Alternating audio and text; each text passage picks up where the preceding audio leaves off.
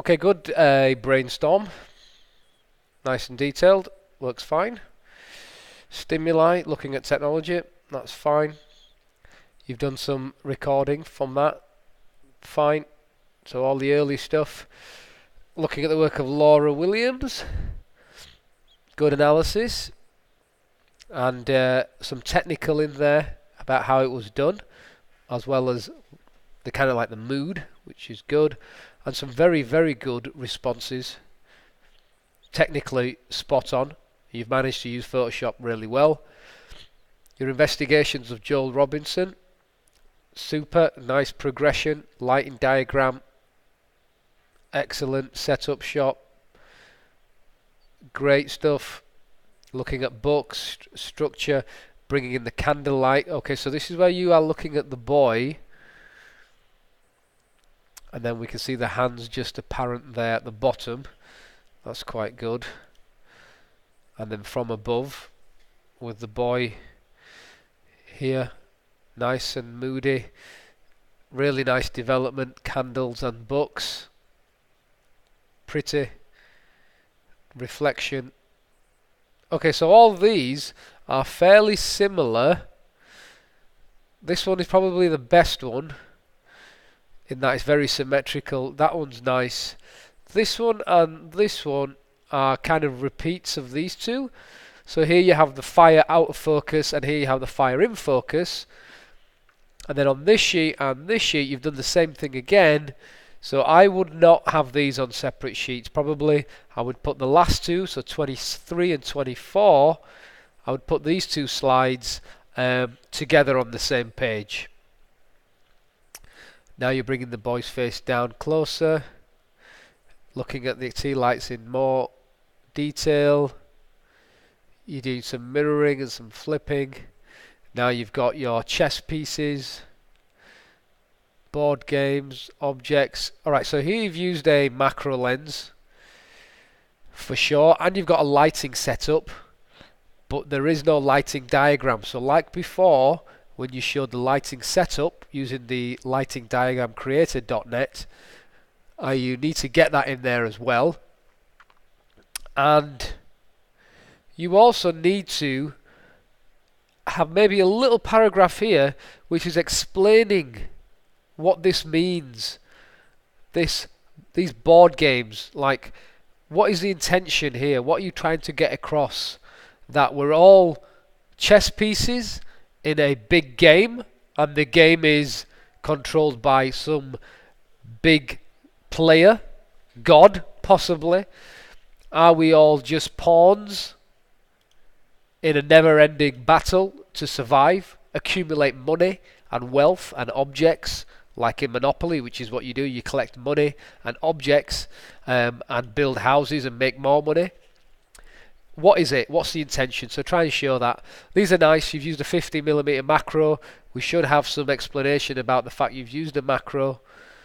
And here you've used the iPad.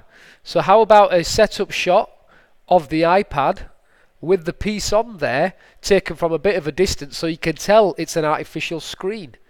Okay, we don't know this checkered box has come from an iPad app, but if you show it, it shows you've been creative. So you need to show that. And here we've got the objects in the darkness, and then we've jumped to here. So some nice ideas, Butool, some very nice photographs, and the project is developing, and it's looking good. When we stop here, this does not work for me. It's like you're just doing it just because you can't think of anything else to do. I would scrap this whole sheet altogether. We spoke before about bringing in your strongest pieces of work. So it's definitely going to include, I think, the use of candlelight. I think it's definitely going to include this idea of creating a structure or a building. So bringing back in the Monopoly idea, a building out of other objects, so in this case books. So maybe the idea of having the boy holding the candles, or be sat with the candles within this kind of book down here, this could link in quite nicely with the work of this photographer. It would actually be an exact replica, wouldn't it? Now, we would have to try and make our own interpretation of this idea. So how could this be? Well, I absolutely love this viewpoint. This works so well for me, as does this. But I think this one is this one and this one are pretty perfect. The reflection is extremely interesting. So I would probably say, if I was to review this set of pictures, what is my best idea?